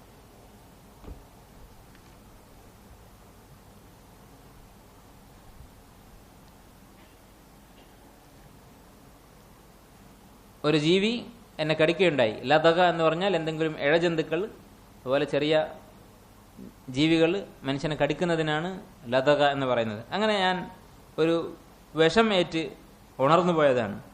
ഖാല സഈദ് ഇബ്നു ജുബൈർ ചോദിച്ചു, ഫമാ സനഅത്, നീ എന്താണ് ചെയ്തത്? ഇങ്ങനെ ഈ കടി കൊണ്ടപ്പോൾ പാമ്പോ തേളോ അങ്ങനെ എന്തെങ്കിലും ഒരു വസ്തുവായിരിക്കും, അതിന്റെ കടി കൊണ്ടപ്പോൾ നീ എന്താണ് ചെയ്തത്? ഖുൽതു ഇർതഖൈതു, ഞാൻ റുഖ്യ ചെയ്തു എന്ന് അദ്ദേഹം പറഞ്ഞു. റുഖ്യ എന്ന് പറഞ്ഞാൽ നമുക്കറിയാം, രോഗം മാറുന്നതിന് വേണ്ടി അള്ളാഹുവിന്റെ കലാം അല്ലെങ്കിൽ ഹദീസിൽ വന്നിട്ടുള്ള ദുആകൾ ഇങ്ങനെയുള്ള വാക്കുകൾ കൊണ്ട് ചെയ്യുന്ന ചികിത്സക്കാണ് റുഖ്യ എന്ന് പറയുന്നത്. ഇങ്ങനെ ഞാൻ റുഖ്യ ചെയ്യുകയാണ് ചെയ്തത്. അപ്പോൾ സഈദ് ഇബ്നു ജുബൈർ റളിയല്ലാഹു അൻഹു അദ്ദേഹത്തോട് ചോദിച്ചു, ഫമാ ഹമലക അലാ ദാലിക്, അങ്ങനെ ചെയ്യാൻ എന്താണ് കാരണം, നീ എന്തേ റുഖ്യ ചെയ്യാനുള്ള കാരണം എന്ന് അദ്ദേഹം ചോദിച്ചു. ഖുൽതു, ഞാൻ പറഞ്ഞു, ഹദീസുൻ ഹദ്ദസനാഹു ശഅബി. ശഅബി റഹിമഹുല്ലാ, അദ്ദേഹം മറ്റൊരു താബിഇയാണ്, ആമിർ ഇബ്നു ശറാഹീൽ അശ്ശഅബി റഹിമഹുല്ലാ. അദ്ദേഹവും താബിഈങ്ങളുടെ കൂട്ടത്തിൽപ്പെട്ട ഒരു ഫഖീഹാണ്. അദ്ദേഹം ഞങ്ങൾക്ക് ഒരു ഹദീസ് പറഞ്ഞു തന്നിട്ടുണ്ട്. അതെന്താണ് ഹദീസ്? ഹദ്ദസനാ അൻ ബുറൈദത ഇബ്നുൽ ഹുസൈബ്, ബുറൈദത ഇബ്നുൽ ഹുസൈബ് റളിയല്ലാഹു അൻഹു എന്ന സഹാബി അദ്ദേഹത്തെ തൊട്ട് ആമിർ ഇബ്നു ശറാഹീൽ അശ്ശഅബി പറയുകയുണ്ടായി, അന്നഹു ഖാൽ ലാ റുഖ്യത ഇല്ലാ അൻ ഐനിൻ ഔ ഹുമ. റുഖ്യ എന്ന് പറഞ്ഞാൽ രണ്ട് കാര്യങ്ങൾക്കാണ്. ഒന്ന് കണ്ണേറിന്, രണ്ട് വിഷബാധക്ക്. കണ്ണേറിനും വിഷബാധക്കുമാണ് റുഖ്യ വെച്ചിട്ടുള്ളത് എന്ന് അദ്ദേഹം പറയുകയുണ്ടായി. അതിന്റെ അടിസ്ഥാനത്തിലാണ് ഞാൻ അമൽ ചെയ്തത്. ഖാല, അപ്പോൾ സഈദ് ഇബ്നു ജുബൈർ പറഞ്ഞു, ഖദ് അഹ്സന മൻ ഇൻതഹ ഇലാ മാ സമിഅ, താൻ കേട്ടത് അതിന്റെ അടിസ്ഥാനത്തിൽ പ്രവർത്തിച്ചവൻ അവൻ ചെയ്തത് നന്നായിരിക്കുന്നു. അഥവാ എന്തൊരു കാര്യം ചെയ്യുമ്പോഴും താൻ കേട്ടിട്ടുള്ള ദീൻ ദലീൽ അതിന്റെ അടിസ്ഥാനത്തിൽ ഒരാൾ പ്രവർത്തിച്ചിട്ടുണ്ടെങ്കിൽ അത് അഹ്സൻ, അവൻ ചെയ്തത് നന്നായിരിക്കുന്നു എന്ന് അദ്ദേഹം പറയുകയുണ്ടായി.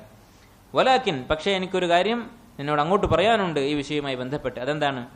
ഹദ്ദസന ഇബ്നു അബ്ബാസ് റളിയല്ലാഹു അൻഹുമാ, ഇബ്നു അബ്ബാസ് റളിയല്ലാഹു അൻഹുമാ ഞങ്ങളോട് ഒരു ഹദീസ് പഠിപ്പിച്ചിട്ടുണ്ട്, പറഞ്ഞു തന്നിട്ടുണ്ട്. അൻ നബി സല്ലല്ലാഹു അലൈഹി വസല്ലം അന്നഹു ഖാല, എന്താണ് ഹദീസ്? ഉരിദത് അലയ്യൽ ഉമം. ഈ ഹദീസ് അറിയപ്പെടുന്നത് ഹദീസു അർദുൽ ഉമം, ഉമ്മത്തുകളെ പ്രദർശിപ്പിക്കുന്നതിന്റെ ഹദീസ് എന്ന് പറഞ്ഞ അറിയപ്പെട്ട ഒരു ഹദീസാണ്. നബി സല്ലല്ലാഹു അലൈഹി വസല്ലമയുടെ മുമ്പിൽ അല്ലാഹു തആല എല്ലാ ഉമ്മത്തുകളെയും പ്രദർശിപ്പിക്കുകയുണ്ടായി. ഫറഅയ്തു നബിയ, എപ്പോഴാണ് ഈ സംഭവം നടന്നത്?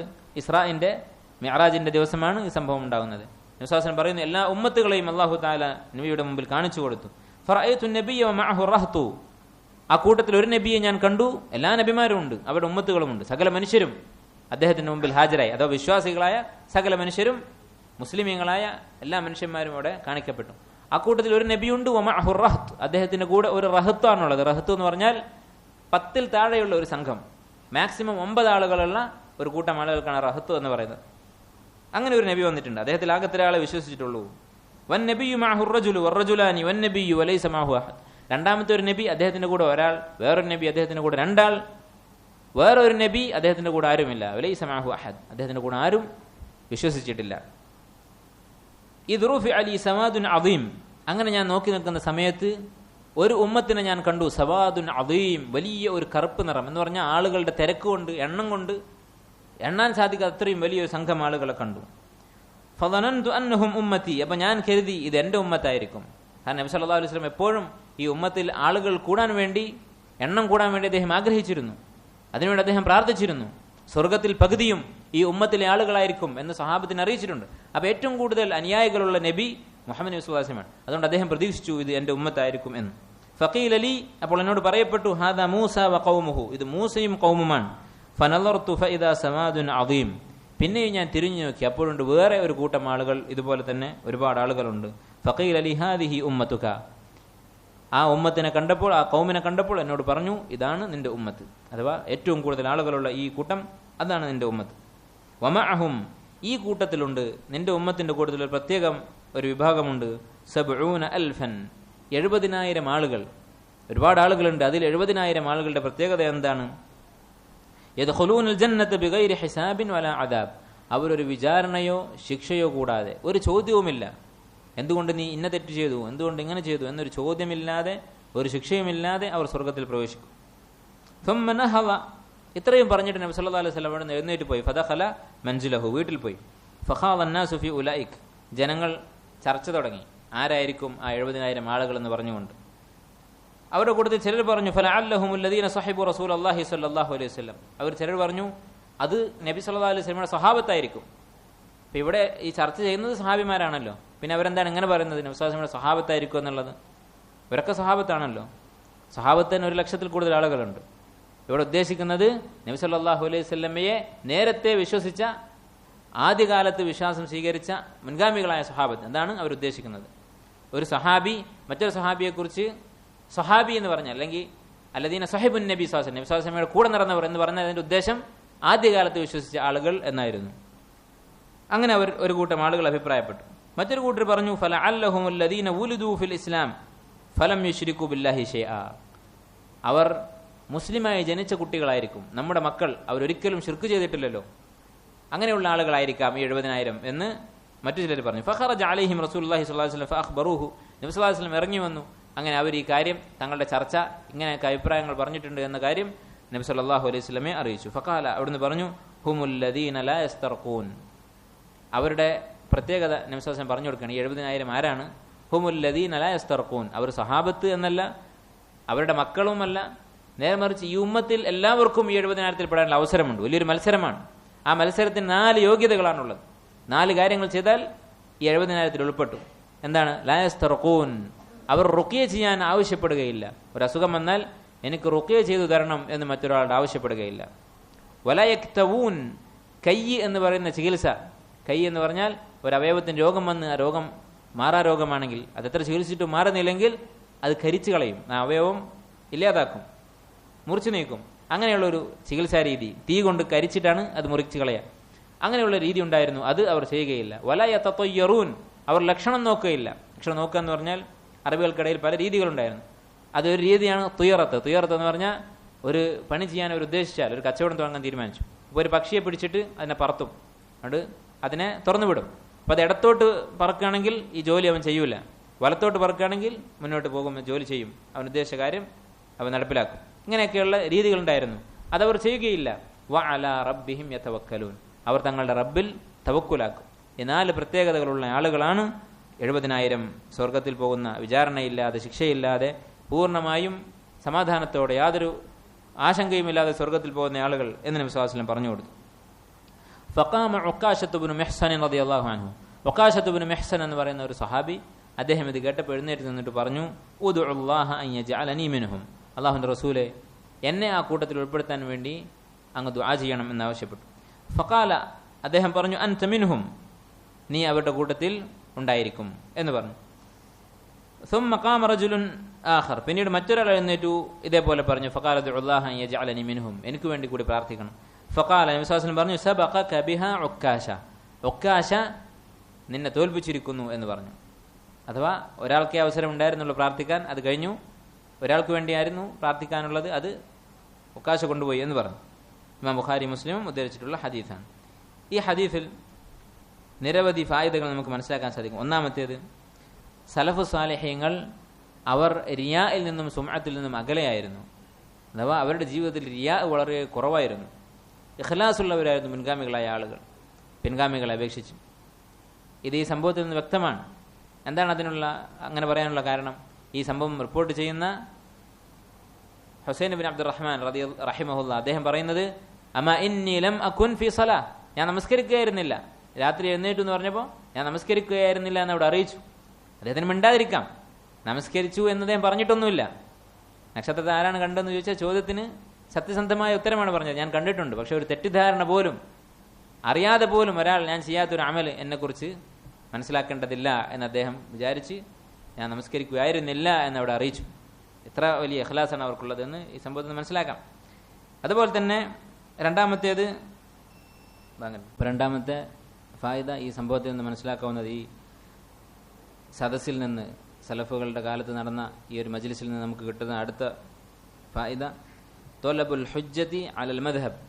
ഒരു അഭിപ്രായം നമ്മൾ പറഞ്ഞിട്ടുണ്ടെങ്കിൽ, ദീനിയായ ഒരു വിഷയത്തിൽ നമുക്കൊരു ഖൗലുണ്ടെങ്കിൽ അതിന് തെളിവ് ചോദിക്കാം. നമ്മളൊരാളോടത് പറഞ്ഞാൽ അയാൾ തിരിച്ച് തെളിവ് ചോദിച്ചാൽ അതിൽ നീരസം കാണിക്കേണ്ടതില്ല. അത് ന്യായമാണ്, ന്യായമായ ചോദ്യമാണ്. ഇവിടെ സഈദ് ബിൻ ജുബൈർ റഹിമഹുല്ലാ തൻ്റെ ശിഷ്യനോട് ചോദിച്ചു ഫമാ ഹമലക അലാ ദാലിക്, റുഖ്യ ചെയ്തു എന്ന് പറഞ്ഞപ്പോൾ എന്താണ് നീ റുഖ്യ ചെയ്യാനുള്ള കാരണം എന്ന് അദ്ദേഹം ചോദിക്കുകയുണ്ടായി. അതുപോലെ തന്നെ ജവാസുർ റുഖ്യ, റുഖ്യ എന്നുള്ളത് അനുവദനീയമാണ്, രോഗത്തിന് റുഖ്യ ചെയ്യാം എന്ന കാര്യം ഈ ഹദീസിൽ നിന്ന് വളരെ വ്യക്തമാണ്. ഇത് സലഫുകളുടെ ഇടയിൽ പ്രചാരത്തിലുള്ള കാര്യമായിരുന്നു. അവർക്ക് എന്തെങ്കിലും അസുഖമുണ്ടായാൽ വിഷബാധ, അതുപോലെ തന്നെ കണ്ണേറ്, ഇങ്ങനെ ശാരീരികമോ മാനസികമായ എന്ത് രോഗത്തിനും വിശുദ്ധ ഖുർആൻ കൊണ്ട് റുഖ്യ ചെയ്യാം. ഇവിടെ കണ്ണേറിനും വിഷബാധക്കുമാണ് റുഖ്യ എന്ന് പറഞ്ഞതിന്റെ അർത്ഥം വേറെ രോഗങ്ങൾക്ക് റുഖ്യ പാടില്ല എന്നുള്ളതല്ല. നേരെ മറിച്ച് ഏറ്റവും അധികം റുഖ്യ ഫലിക്കുന്നത്, റുഖ്യ ഏറ്റവും യോജിച്ചത് ഈ രണ്ട് കാര്യങ്ങൾക്കാണ്, വിഷബാധ അതുപോലെ തന്നെ കണ്ണേറ്. ഇത് രണ്ടിനുമാണ് റുഖ്യ ഏറ്റവും നന്നായി ഫലിക്കുന്നത് എന്ന് മാത്രമാണ് ഇതിന്റെ അർത്ഥം. അതുപോലെ തന്നെ ഉംഖു ഇൽമി സലഫ്, സലഫുകളുടെ ഇൽമിന്റെ ആഴം, അവർ വിശുദ്ധ ഖുർആനും നബി സല്ലല്ലാഹു അലൈഹി വസല്ലം സുന്നത്തും മനസ്സിലാക്കി അവരുടെ ഓരോ അനക്കത്തിലും അടക്കത്തിലും അവരത് പാലിക്കുമായിരുന്നു. ഇവിടെ രാത്രി ഉറങ്ങുന്നതിനിടയിൽ ഒരു തേള് കടിച്ചപ്പോൾ അവർ എഴുന്നേറ്റ് ഓടുകയോ അല്ലെങ്കിൽ വേറെ എന്തെങ്കിലും മാർഗം സ്വീകരിക്കുകയല്ലേ ചെയ്തത്. നേമറിച്ച് ഈ ഹദീസിന്റെ അടിസ്ഥാനത്തിൽ റുഖ്യയുടെ ഹദീസ് അത് ഷാബി എനിക്ക് പറഞ്ഞു തന്ന ഹദീസാണ് എന്ന് പറഞ്ഞ് അതിന്റെ അടിസ്ഥാനത്തിൽ അമൽ ചെയ്യുകയാണ് അവർ ചെയ്തത്. അതുപോലെ തന്നെ അൽ അമലു ബിൽ കിതാബി വസ്സുന്ന മുഖദ്ദമുൻ അലാ കുല്ലി മദ്ഹബ്, ഖുർആനും സുന്നത്തും അനുസരിച്ച് അമൽ ചെയ്യുക എന്നുള്ളതാണ് ഏത് മദ്ഹബിനേക്കാളും അതുപോലെ തന്നെ ഏത് അഭിപ്രായങ്ങളെക്കാളും ദീനിൽ സ്ഥാനമുള്ളത്. കാരണം ഇവിടെ ഇവർ രണ്ടുപേരും തമ്മിൽ സംസാരിക്കുന്നത് നോക്കൂ, എന്താണ് നീ ഇങ്ങനെ ചെയ്യാനുള്ള കാരണം? ഉത്തരം ഹദീസാണ്. അതുപോലെ തിരിച്ചിങ്ങോട്ട് പറഞ്ഞു കൊടുക്കുന്നത് എനിക്ക് ഇങ്ങനെ ഒരു കാര്യം പറയാനുണ്ട് എന്ന് പറഞ്ഞു കൊടുത്തപ്പോൾ അതും ഒരു ഹദീസിന്റെ അടിസ്ഥാനത്തിലാണ് അവർ പരസ്പരം പറഞ്ഞിട്ടുള്ളത്. അതല്ലാതെ എൻ്റെ ഷെയ്ഖ് ഇന്നയാൾ ഇങ്ങനെ പറഞ്ഞിട്ടുണ്ട് എന്ന് പറഞ്ഞ് നിർത്തുകയല്ല അവർ ചെയ്തത്. നേർമറിച്ച് നബി സ്വല്ലല്ലാഹു അലൈഹി വസല്ലം വരെ എത്തുന്ന സനദ് പറഞ്ഞുകൊണ്ട് ആ ഹദീസ് പരസ്പരം പറഞ്ഞു കൊടുക്കുകയാണ് ചെയ്തത്. അതുപോലെ തന്നെ ഫീഹി ഫദീലത്തു സലഫ് വഹുസ്നു അദബിഹിം വതലത്തുഫുഹും ഫീ തബ്ലീഗിഹിം, സലഫുകളുടെ ഫദൽ, മുൻഗാമികളുടെ മഹത്വം ഈ സംഭവത്തിൽ മനസ്സിലാക്കാം. അതുപോലെ തന്നെ അവരുടെ അദബ് എന്താണ്, ഇദ്ദേഹം റുഖ്യ ചെയ്യാനുള്ള കാരണം എന്ന് പറഞ്ഞു കൊടുത്തപ്പോൾ റുഖ്യ ചെയ്യുമ്പോൾ ശ്രദ്ധിക്കേണ്ട ഒരു കാര്യം, റുഖ്യ ചെയ്യാൻ ആവശ്യപ്പെടാതിരുന്നാൽ ഇങ്ങനെ ഒരു ഗുണമുണ്ട് എന്ന് അദ്ദേഹം പറഞ്ഞു കൊടുക്കുകയായിരുന്നു.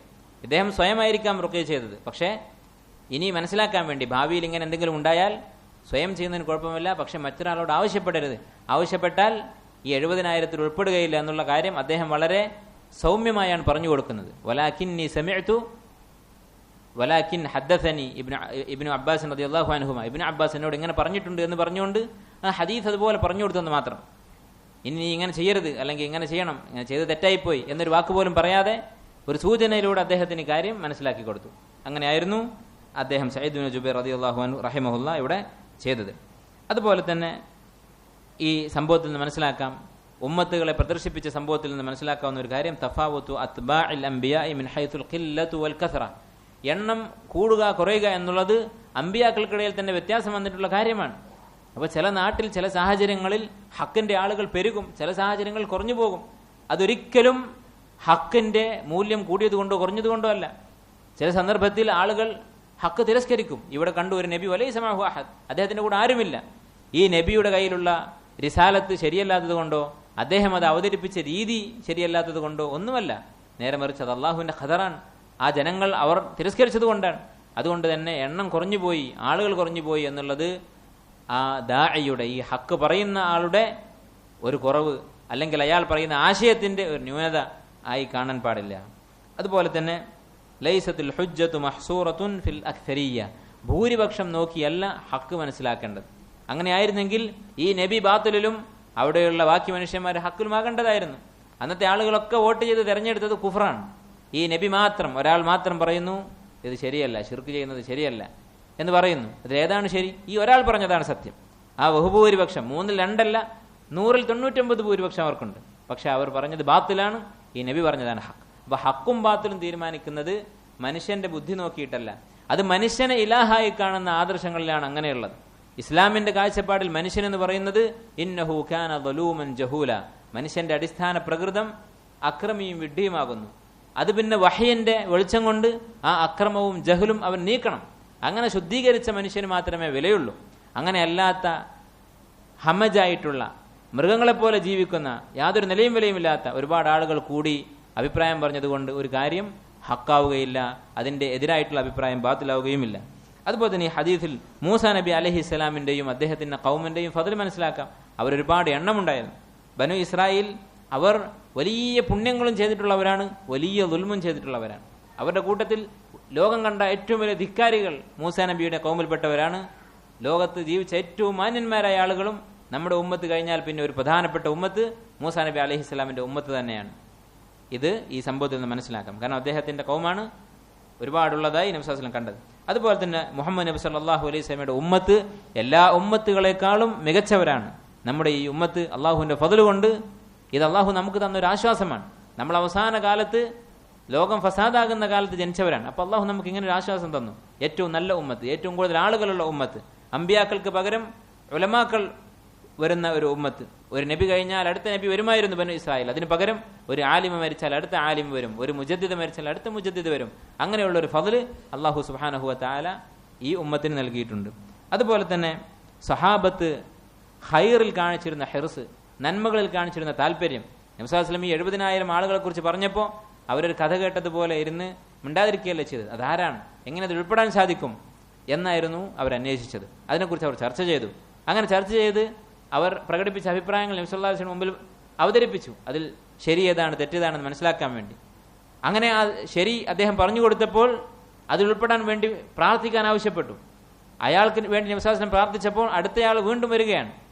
ഒരു പക്ഷേ നബി സല്ലല്ലാഹു അലൈഹി വസല്ലം അടുത്തയാൾക്ക് വേണ്ടി പ്രാർത്ഥിച്ചിരുന്നെങ്കിൽ ആ സഹാബിമാർ മുഴുവനും അത് ആവശ്യപ്പെടുമായിരുന്നു. പക്ഷേ അല്ലാഹുവിന്റെ റസൂൽ സ്വല്ലല്ലാഹു അലൈഹി വസല്ലം അതവിടെ അവസാനിപ്പിക്കുകയാണ് ചെയ്തത്. അതുപോലെ തന്നെ ഈ ഹദീസിൽ നിന്ന് മനസ്സിലാക്കാവുന്ന മറ്റൊരു കാര്യം ജവാസുൽ മുനാദറ ലിൽ വുസൂൽ ഇലൽ ഹഖ്. ഹഖ് മനസ്സിലാക്കാൻ വേണ്ടി മുനാദറ, സംവാദം എന്നുള്ളത് ദീനിൽ സ്ഥിരപ്പെട്ടിട്ടുള്ള കാര്യമാണ്.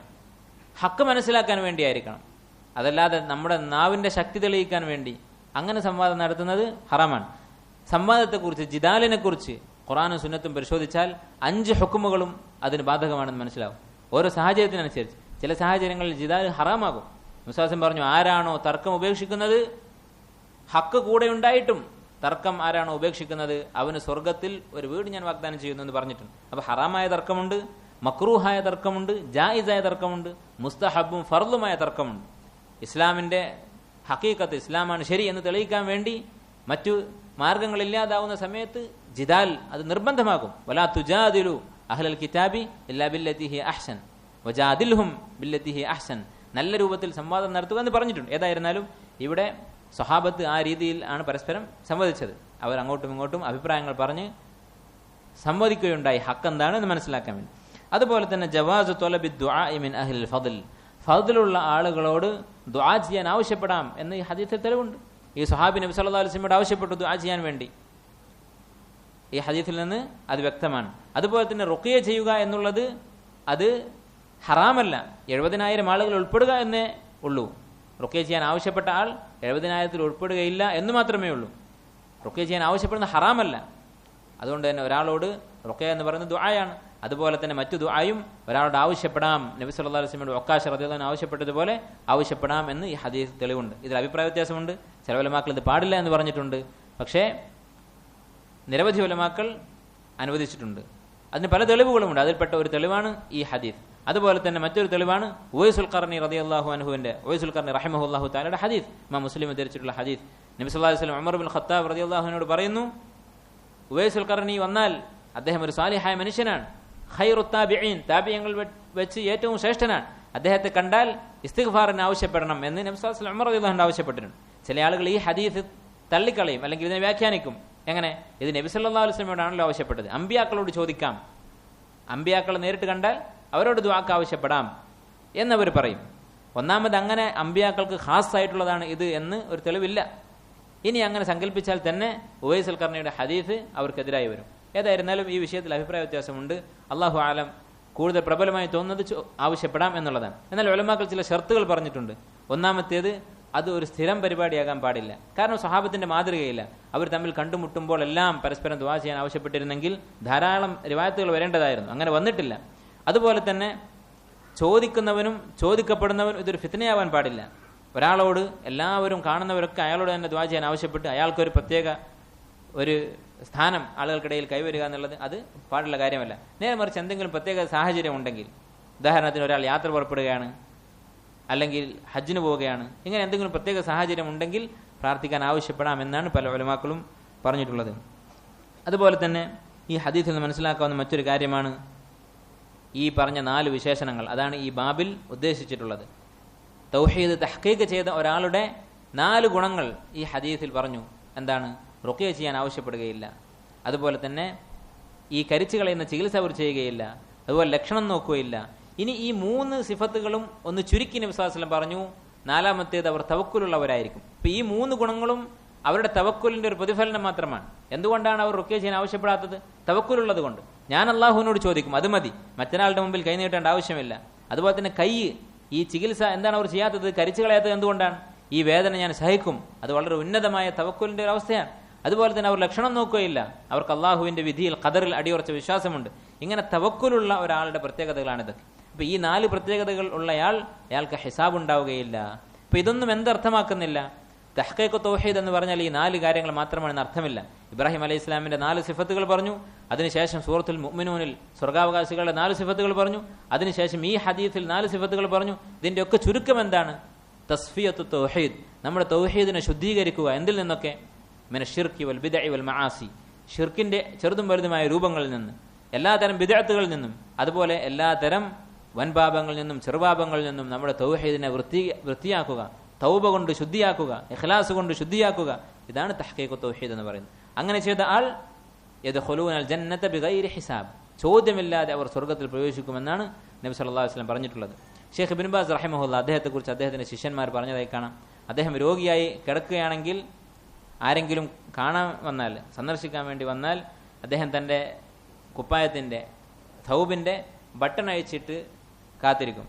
അപ്പോൾ നല്ല സാലിഹ്യങ്ങളായ ആളുകൾ, അദ്ദേഹത്തിൻ്റെ ശിഷ്യന്മാരും സുഹൃത്തുക്കളും ഒക്കെ ആയിട്ടുള്ള ഉലമാക്കളോ മറ്റു സാലിഹ്യങ്ങളായ ആളുകളൊക്കെയാണ് വരുന്നെങ്കിൽ അദ്ദേഹം അങ്ങനെ ഇരിക്കും റുഖ്യ ചെയ്യാൻ വേണ്ടി.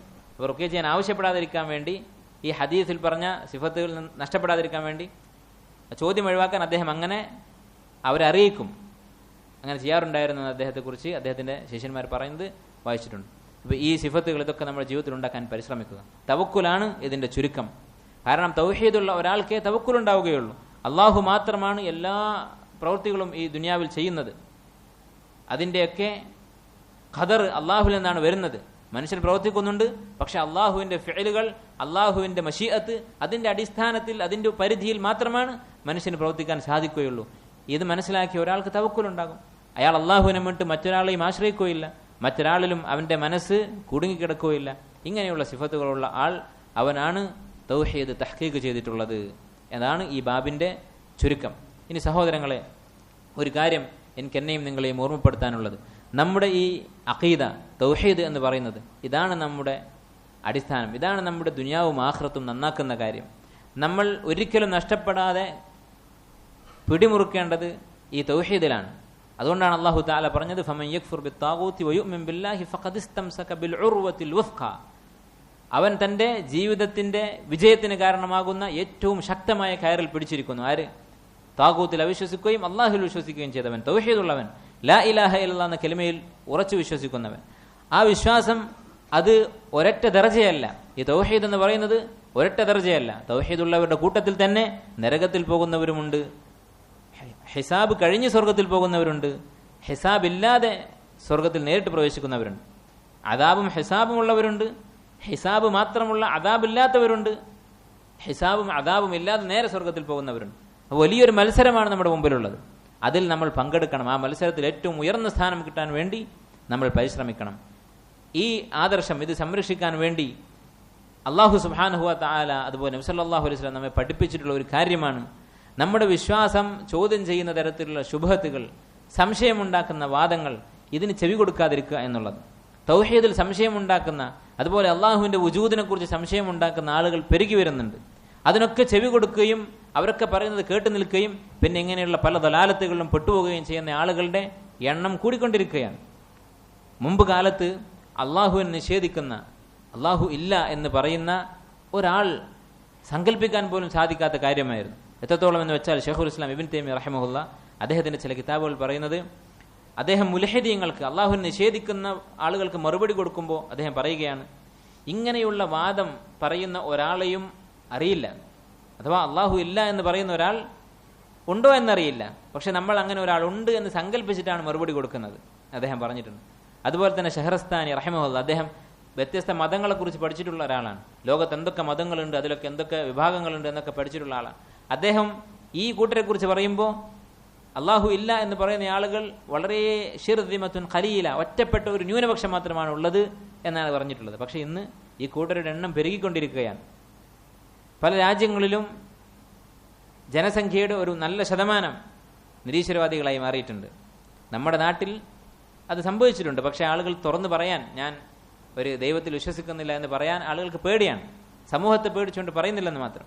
അങ്ങനെ രാജ്യങ്ങളിൽ അവരുടെ എണ്ണം പെരുകിക്കൊണ്ടിരിക്കുന്നുണ്ട്, അങ്ങനെ പരസ്യമായി പറയുന്നവർ. യൂറോപ്യൻ രാജ്യങ്ങളിൽ മൊത്തത്തിൽ 25%, 4/1 നിരീശ്വരവാദിയാണെന്നാണ് പറയുന്നത്. തുറന്ന് ഞാൻ ദൈവത്തിൽ വിശ്വസിക്കുന്നില്ല എന്ന് പറയുന്നവരാണ്. എന്തുകൊണ്ടാണ് ഈ ചിന്ത കൂടിക്കൊണ്ടിരിക്കുന്നത്? എന്തുകൊണ്ടാണ് മുസ്ലിമീങ്ങളടക്കം ഈ ദലാലത്തിൽ പെട്ടുപോകുന്നത്? അതിൻ്റെ ഏറ്റവും പ്രധാനപ്പെട്ട കാരണം ഈ ബാത്തിലിന് ചെവി കൊടുക്കുക എന്നുള്ളതാണ്. ഇങ്ങനെയുള്ള ദലാലത്തിൽപ്പെട്ട പലരും ഈ ആശയം പഠിപ്പിക്കുന്ന ഏതെങ്കിലും പുസ്തകം വായിച്ചിട്ടോ അല്ലെങ്കിൽ അള്ളാഹുവിൻ്റെ വുജൂദ് നിഷേധിക്കാൻ എന്തെങ്കിലും വ്യക്തമായ തെളിവ് കിട്ടിയിട്ടോ അല്ല ഇതിൻ്റെ പുറകിൽ പോകുന്നത്. നേരെ മറിച്ച് അവരുടെ ശഹവത്തുകൾ, അവരുടെ ഹറാമായ ആഗ്രഹങ്ങൾ അത് പൂർത്തിയാക്കാൻ ഏറ്റവും നല്ല മദ്ഹബ്, ഏറ്റവും നല്ല ആശയം ഇതാണ്. സ്വർഗമില്ല, നരകമില്ല, അതുപോലെ യാതൊരു തരത്തിലുള്ള മൂല്യങ്ങളുമില്ല, എന്തുമാവാം.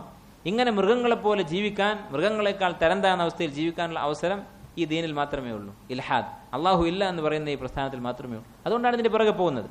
അതിൻ്റെ തുടക്കമാണ് അങ്ങനെയുള്ള ആളുകൾക്ക് ചെവി കൊടുക്കുക എന്നുള്ളത്. അതിൻ്റെ തുടക്കം എല്ലാം കേട്ട് സത്യം മനസ്സിലാക്കുക എന്നുള്ള ഒരു അവകാശവാദത്തോടു കൂടിയായിരിക്കും. ഞാൻ ബുദ്ധിയുള്ള ആളാണ്, കേട്ടു നോക്കിയാൽ എന്താ എന്നുള്ള ചിന്തയിൽ നിന്നാണ് ഈ ദലാലത്തിൻ്റെ തുടക്കം. അള്ളാഹു സുബ്ഹാനഹു വ തആല നമ്മെ പഠിപ്പിച്ചിട്ടുള്ളത് ഇതിൻ്റെ നേരെ വിപരീതമാണ്.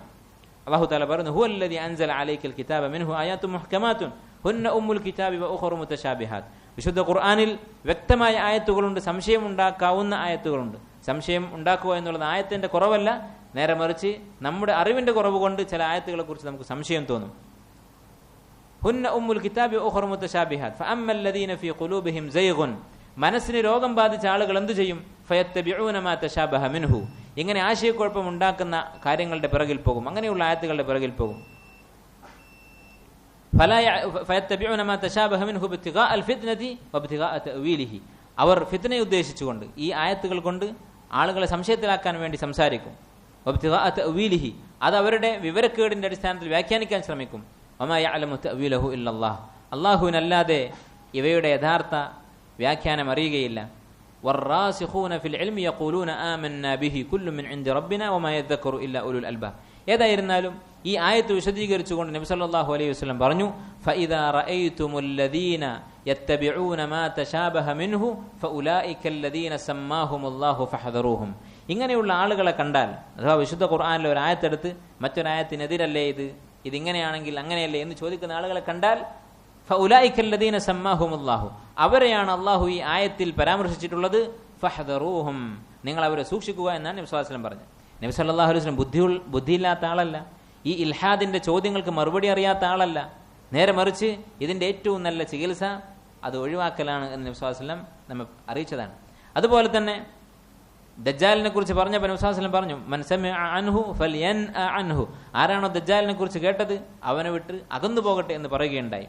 എന്തുകൊണ്ടാണ് ഇങ്ങനെ പറയുന്നത്? ഇതൊരാളുടെ ചിന്തിക്കാനുള്ള സ്വാതന്ത്ര്യത്തിന് കടിഞ്ഞാനിടുന്നതാണോ? ഇതൊരാളെ ഇങ്ങനെ അടച്ചു പൂട്ടിയിടുന്നതാണോ? അല്ല, നേരെ മറിച്ച് ഇതിനുള്ള കാരണം ഞാൻ നേരത്തെ പറഞ്ഞതാണ്. ഒരിക്കലും ബുദ്ധിപരമായ ഒരു ചിന്തയിലൂടെ ഒരു തെളിവ് ബോധ്യപ്പെട്ടിട്ട് ഒരു പുസ്തകം വായിച്ചിട്ട് പിഴച്ചു പോകുന്നതല്ല ഇൽഹാദിലേക്ക് ആളുകൾ പോകാനുള്ള കാരണം.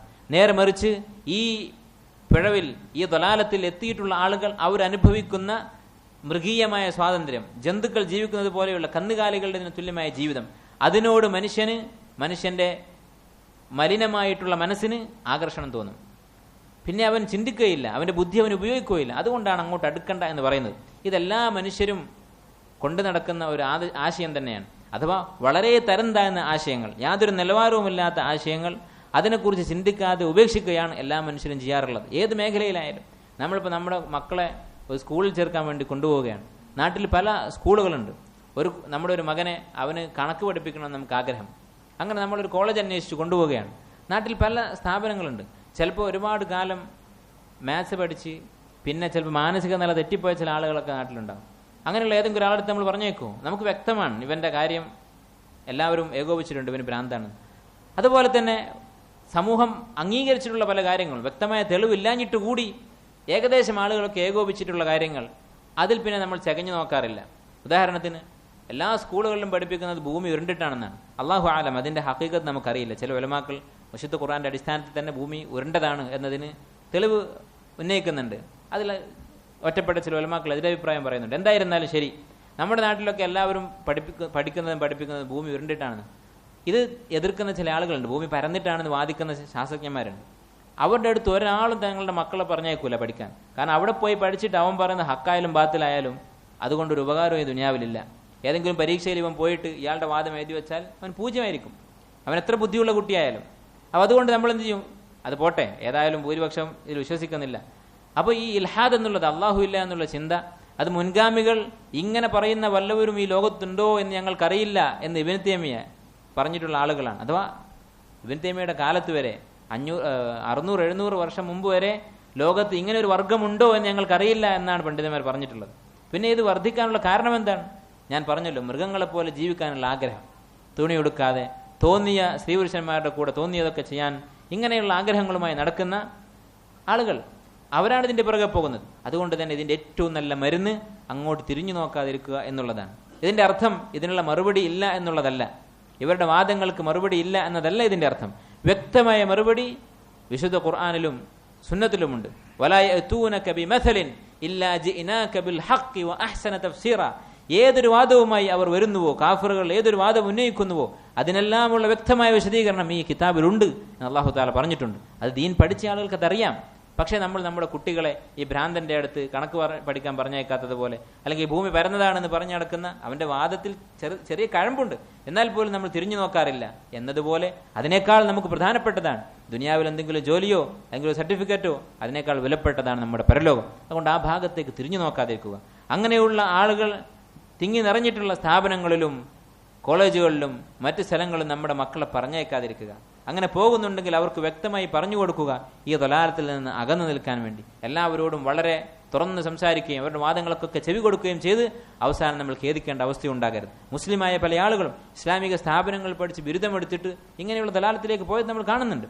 അതുകൊണ്ട് നമ്മുടെ മക്കളുടെ കാര്യത്തിൽ, നമ്മുടെ സ്വന്തം കാര്യത്തിൽ നമ്മൾ ശ്രദ്ധിക്കുക. ഇങ്ങനെയുള്ള നിലവാരമില്ലാത്ത വാദങ്ങൾ അവയെക്കുറിച്ച് പറഞ്ഞ് ബോധ്യപ്പെടുത്തി അതിൽ അകന്നു നിൽക്കുക. ചില ആളുകൾ വളരെ ദയനീയമായ ഒരു സ്വഭാവം പ്രകടിപ്പിക്കുന്നുണ്ട്. വിശുദ്ധ ഖുർആനിൽ ഒരു ആയത്ത് ദുർവ്യാഖ്യാനിച്ചുകൊണ്ട് ഫബശ്ശിർ ഇബാദ് അല്ലദീന യസ്തമിഊന ഖൗല വയത്തബിഊന അഹ്സനഹു, എല്ലാ വാദങ്ങളും കേട്ട് നല്ലത് തിരഞ്ഞെടുക്കുന്ന ആളുകളെ സന്തോഷ വാർത്ത അറിയിക്കുക എന്നൊരു ആയത്ത് വിശുദ്ധ ഖുർആനിലുണ്ട്. ഇങ്ങനെയുള്ളൊരു ആയത്തുണ്ട്. അതിൻ്റെ അർത്ഥം ഈ പറയുന്നത് പോലെയല്ല. എല്ലാ വാദങ്ങളും കേൾക്കുന്നവർ എന്നല്ല അതിൻ്റെ അർത്ഥം.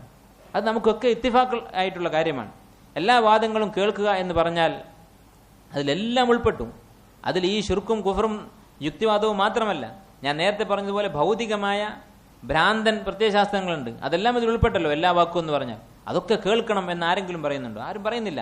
ഈ ആയത്തിന്റെ ഉദ്ദേശം നിങ്ങൾ ഏത് തഫ്സീർ എടുത്ത് വായിച്ചാലും, ഇമാം ഇബ്നു കസീറിന്റെ തഫ്സീറിൽ അല്ലെങ്കിൽ ഇമാം തബരിയുടെ തഫ്സീറിൽ, ഇങ്ങനെ ഏത് അഹ്ലു സുന്നത്തിന്റെ തഫ്സീർ എടുത്ത് വായിച്ചാലും വിശദീകരിച്ചിട്ടുണ്ട്.